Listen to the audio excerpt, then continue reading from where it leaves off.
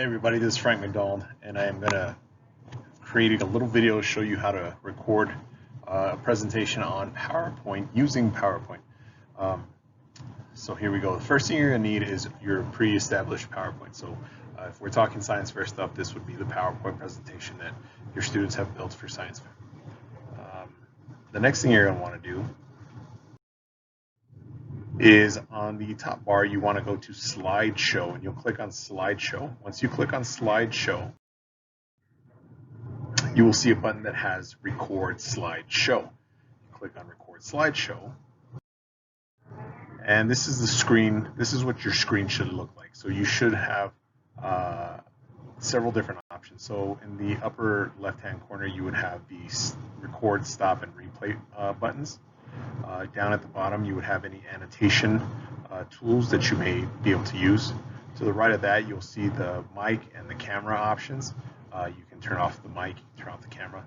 Above that, you'll see the little box which you would appear in, as you would appear in the recording.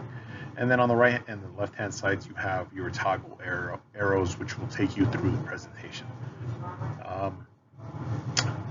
Once you are ready, you would click on record, and recording would start.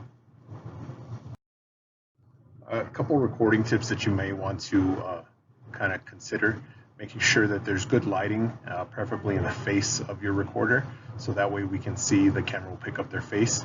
Make sure that you have good sound, whether you need an external microphone or maybe the student is close enough to the computer or laptop to be recorded properly.